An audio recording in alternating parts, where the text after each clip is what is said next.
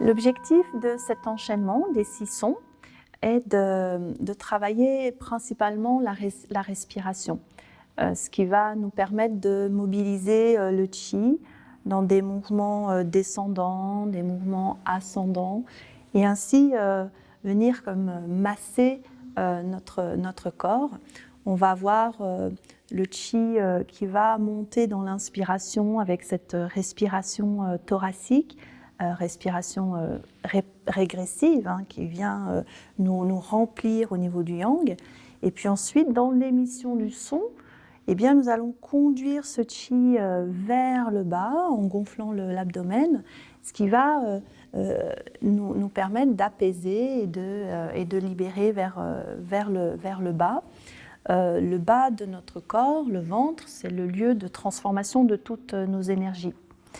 Et cet enchaînement est vraiment un travail interne que l'on qualifie de Neidan, travail d'alchimie interne, qui nous permet de mettre en route le principe moteur de cette alchimie, qui est la petite circulation céleste, à savoir ce lien que l'on fait entre le vaisseau conception et le vaisseau gouverneur.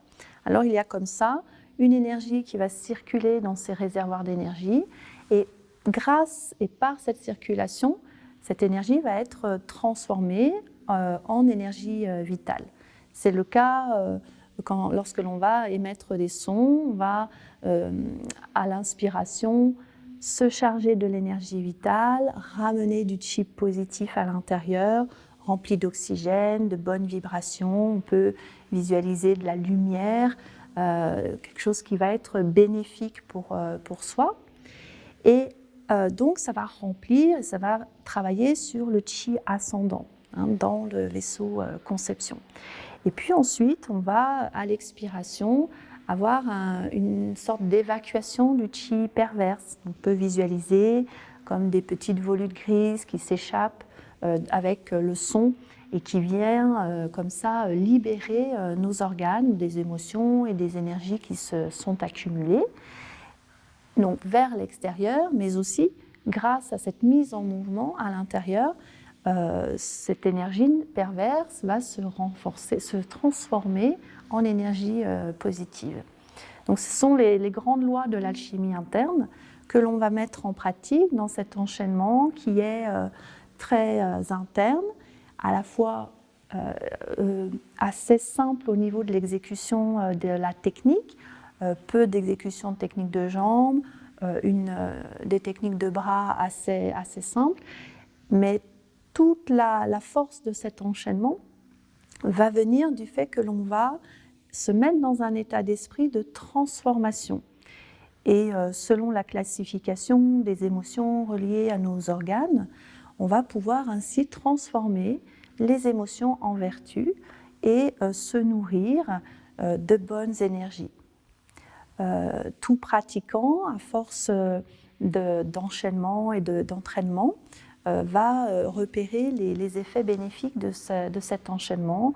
On va du coup s'apercevoir que l'on a plus de facilité à gérer sa vie, moins d'accès de colère, qu'on n'a plus besoin de s'en prendre aux autres pour gérer nos émotions internes. Et c'est au fil de la pratique que l'on va s'apercevoir des bienfaits qui sont réels et vraiment assez remarquables dans cette méthode de Qigong. Si l'on revient sur les principes généraux, on va exécuter les mouvements en pensant toujours que l'on est dans quelque chose de fluide, un peu à l'image des nuages dans le ciel ou de l'eau qui s'écoule, d'être ainsi dans une rondeur. C'est quelque chose que l'on va garder à l'esprit lorsque l'on exécute ces mouvements. Ne pas forcer le son, de ne pas forcer le geste, mais d'être ainsi tout délié au niveau de nos articulations. Cela va favoriser le flux et par là même cette sensation d'expansion que l'on va ressentir à la fin de cette méthode. Mouvement ample, lent, tranquille, qui vont apaiser l'esprit, nous permettre de nous poser dans le corps et du coup engager aussi notre énergie à s'exprimer dans un rayonnement qui participe de notre équilibre et de l'équilibre de notre environnement.